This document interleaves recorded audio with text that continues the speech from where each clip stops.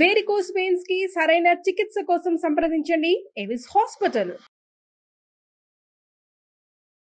నమస్తే రమగారు. నమస్తే జయ. రమగారు, కొన్ని మనకి దేవతా వృక్షాలను ఉంటాయి, మనకి ఆలయాల్లో కనిపిస్తూ ఉంటాయి. అలాంటి దేవతా వృక్షాలే మన ఇంటి దగ్గర కూడా కనిపిస్తూ ఉంటాయి. వేప చెట్టని, రావి చెట్టని, ఇలాంటివి. ఆలయాల్లో అనేసరికి ప్రత్యేకమైన నియమాలు పాటిస్తూ ఉంటాం, కానీ ఇంటి దగ్గర అంత పాటించం. అంతదాకా ఇది మనకి గుర్తుండే ఉంటుంది మీకు, ప్రగతి రిసార్ట్స్లో దేవతా వృక్షాల వనం అని చెప్పి మొత్తం అన్ని వృక్షాలు మనం చూసాం. ఇట్లా కొన్ని చోట్ల చూస్తూ ఉంటాం కదా.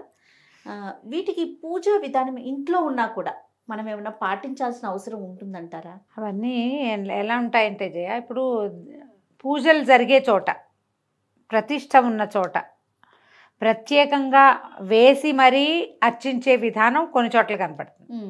ఆ దేవాలయం ఎక్కడ ప్రారంభించారో అక్కడ ఆల్రెడీ ఇలాంటి వృక్షాలు ఏమైనా ఉంటే వాటిని తీసేయకుండా ఉంచుకుంటారు. సాధారణంగా దేవతా వృక్షాలు అంటే మనకి సమీపంలో కనపడేవి ఏంటంటే రావి, వేప రెండు కలిసి ఉన్నా కూడా, తర్వాత మర్రి, జువ్వి, మేడి, మద్ది, ఇవన్నీ కూడా దైవతాంశ కలిగిన వృక్షాలుగా చెప్పబడతాయి. ఉసిరి చెట్టు ఒకటి మనకు ప్రత్యేకంగా కనిపిస్తుంది. ఉసిరి మన జమ్మి ఇళ్లలో పెట్టుకుంటాం ఉసిరి, కానీ ఈ జమ్మిని కానీ, మారేడని కానీ, మర్రి కానీ, వేప, రావి, జువ్వి వీటిని ఇళ్లలోకి పెరగనివ్వరు చేయ. ఎందుకంటే అవి ఇళ్ళని పడేస్తాయి. అవును, వేర్లు పెద్ద చెట్లు అయిపోతాయి, అతి నీడ వస్తుంది, వాటి నీడను వేరే చెట్లు రావు. వాకిళ్లల్లో వేసుకుంటారు. వాకిళ్లల్లో వేయబడేవి సాధారణంగా ఏం కనపడతాయి? వేప, మామిడి, అంతేగా.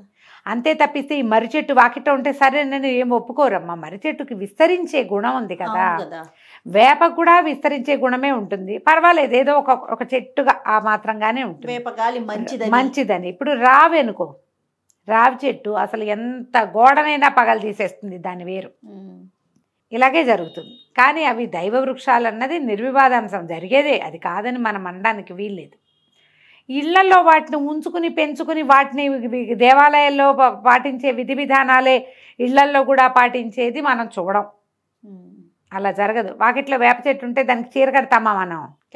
కట్టం. వాకిట్లో వేప చెట్టు వాకిట్లో వేప చెట్టుగానే ఉంటుంది. మర్రి చెట్టు కనపడితే తీసేస్తారు, తీసేయాలి. కొంచెం వాకిళ్ళలో ఉంటే ఇప్పుడు పూజనీయమని పాలు పోయిండని, అది పోయిండని, ఇది పోయిండని ముట్టుకోండి, ఏమిటేమిటేమిటో సోషల్ మీడియా వల్ల ఇంకా విపరీతంగా తెలుస్తున్నాయి. దీనికి మనం పవిత్ర స్థలాలలో ఉంటే గనక వాటిని ప్రత్యేకంగా మనం కాపాడగలుగుతాము. మన పూజా విధానం అవి కూడా సుసంపన్నం అవుతాయి సరిగ్గా.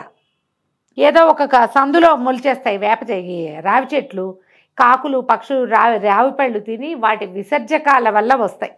వేప కూడా అంతే. ఈ పెద్ద పెద్ద మహావృక్షాలు ఎవరు పాతి పెడతారు? ఓ చెట్టు మించి ఇంకో చెట్టు మీదకి తిరిగే పక్షులు అవి తిని కొన్నిసార్లు జంతువుల వల్ల కూడా బయటికి వెళ్ళిపోతాయి. అవి ఎక్కడెక్కడికో వెళ్ళి అక్కడ విసర్జించబడి క్రమంగా మొక్క వస్తుంది. నువ్వు చూడు, పెద్ద ఫ్లైఓవర్లలో కూడా అక్కడక్కడ రావి చెట్లు కనపడతాయి. ఇలాగే వస్తాయి. మనం అక్కడ పెంచి పోషించి పూజ చేయం కదా, చేయలేంగా, తీసేస్తాము. అలా తీసేపోతే మొత్తం ఊరంతా రావి చెట్లే ఉంటాయి. ప్రత్యేకంగా పూజించే విధానము కనపడుతుంది. వేప వల్ల ఉపయోగాలంటే మనం ఆల్రెడీ వందలు ఉన్నాయి. వేప వల్ల ఎన్ని ఆరోగ్య నిధి వేప చెట్టు. వేప గాలి చాలా మంచిది, లంగ్స్కి మంచిది, స్కిన్కి మంచిది, తలకి మంచిది, బుద్ధికి మంచిది, పొట్ట లోపలికి మంచిది. వాకిట్లో ఉంచుకోవచ్చు. వాటితోటి క్రిమిసంహారిణిగా పనిచేస్తుంది వేప. బేసిక్గా ఆ వేప చిగుళ్ళు కోసి కొంచెం అంత బెల్లం వేసి గ్రైండ్ చేసేసి దంచేస్తే చిన్న చిన్న ఉండలు కడితే పొట్టలో ఉన్న పారసైట్స్ ఉంటాయి, పాములు పోతాయి నిశ్శేషంగా. వేప పూత, సంవత్సరం అంతా వేపపూత మనం ఇప్పుడు ఎండబెట్టి అట్ట పెట్టుకుని ఏడాదంతా ప్రతి నెల ఋతువు మారినప్పుడల్లా అంత వేపపూత నేతిలో వేయించుకుని కొంచెం జీలకర్ర వేసి ఓ చిటికెడు ఇంగు వేసి కాస్త ఉప్పు వేసుకుని అన్నంలో కలుపుతుంది. చేదుగానే ఉంటుంది, చేదు కాకపోవటమే ఉండదు, కానీ పొట్టలో వచ్చే పురుగుల్ని, కొత్తగా వచ్చే అనారోగ్యాలని తగ్గిస్తుంది. వేప చెక్క కషాయం చాలా మంచిది, ఫ్లూస్కి బాగా ఇస్తారు అది.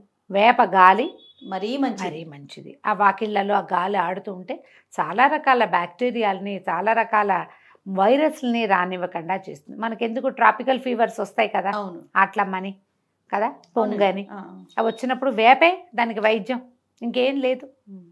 వేపతోటే చేస్తారు ట్రాపికల్ ఫీవర్స్, వేపతోటే తగ్గుతాయి. వేప చాలా మంచిది. ఇంట్లో పెట్టుకోవడం అంటే మనకంతా అపార్ట్మెంట్ కల్చర్ ఉంది, అపార్ట్మెంట్ లోపల వేసుకోలేము, బయట రోడ్డు మీదకి ఉండేలాగా వేసుకోవచ్చు వేప. బట్ రావిని అట్లా చేయలేం. రావి పైగా ఏమిటంటే అశ్వత్థనారాయణ అని చెప్తారు. రావి విష్ణు స్వరూపం, అందుకని అది దేవాలయంలో ఉంటే పూజార్హత కలిగిన వృక్షం కాబట్టి మనం అక్కడ ఏదైనా పూజ చేసుకోవచ్చు. ఈ రావితోటి కూడా చాలా ప్రత్యేకమైన లక్షణాలు ఉన్నాయి జయ. రావికి సంతానాన్ని కలిగించే లక్షణం ఉంది. అందుకే దేవాలయాల్లో రావి చెట్టు చుట్టూ ప్రదక్షిణాలు చేస్తారు. ఆ రావి చెట్టు చుట్టూత ప్రదక్షిణ చేస్తే అది స్త్రీ అవయవాల లోపల ఉన్నటువంటి యూటరస్కి వాటికి హెల్ప్ చేస్తుంది. దాని చుట్టూత ఆ తిరగటం వల్ల దాని లోపల నుంచి వచ్చేటువంటి ఆ జీవశక్తి ఈ గర్భానికి కారణం అవుతుంది. యూటరస్కి సంబంధించిన సమస్యలకి అది సమాధానం చెప్తుందంటారు. అంటే ఒక చెట్టువా చుట్టూతా తిరిగితేనే ఇదవుతుందంటే మన విధానం అది అంతే అవుతుంది కూడా. నమ్మకము సైన్స్ కూడా అట్లా చెప్తుంది. ఇందులో మళ్ళీ మర్రి చెట్టుకు కూడా అలాంటిది ఉంటుంది. వట సావిత్రి వ్రతం అని వ్రతం చేస్తారు మర్రి చెట్టు కింద. మర్రి చెట్టుకి సంవత్సరంలో చెట్టుకే వట సావిత్రి వ్రతం. ఒక్క సంవత్సరానికి ఒక్క రోజు ఉంది. అది ఒక తాడుని చెట్టు చుట్టూతా కడతారు. ఆ తాడుని కట్టడానికి మనం తిరగాలి కదా దాని చుట్టూతా. ఆ తిరగటము మనకి మంచిది. మర్రి చెట్లు కూడా ఆరోగ్యానికి మంచివి. అలాగని ఇంట్లో పెంచుకోమని కాదు, ఎక్కడైనా కనపడ్డప్పుడు దండం పెట్టుకోవటం, దేవాలయాల్లో ఉన్నప్పుడు విధిగా నమస్కారం చేయటం, విధిగా ప్రదక్షిణ చేయటం ఇది మంచిది. మేడి ఒకటి, దాన్ని ఏమంటారు మన మేడి అంటే దత్తాత్రేయులు వారు కూర్చునే వృక్షం, ఔదుంబరం అంటారు కదా. ఔదుంబర వృక్షం కూడా దాని చుట్టూతా ప్రదక్షిణ చేస్తే జ్ఞాన వృద్ధి కలుగుతుందని చెప్తారు. బ్రెయిన్ ఇంప్రూవ్ అవుతుంది. మనం ఇళ్లలో వాకిట్లో వీటన్నిట్లలో చూడు ఇంట్లో పెట్టుకో అని చెప్పబడింది ఏమిటి? తులసి. అంతే.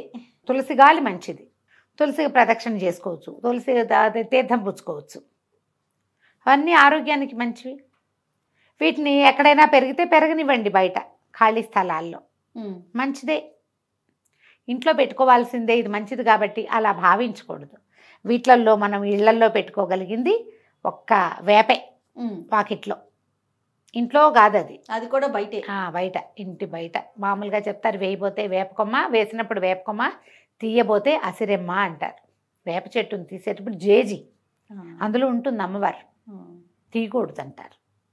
దానికి ఏదైనా చిన్న పూజ ఏదైనా చేస్తున్నారనుకో ఇంకా అప్పుడు అసలు తీయలేకపోతాం, పవిత్రంగా చూస్తాం. మామూలుగా చూడు ఏదైనా పూజలు చేసి అమ్మవారి నైవేద్యాలు అవి పెట్టేటప్పుడు ఒక వేపకొమ్మని పెట్టుకుంటాం.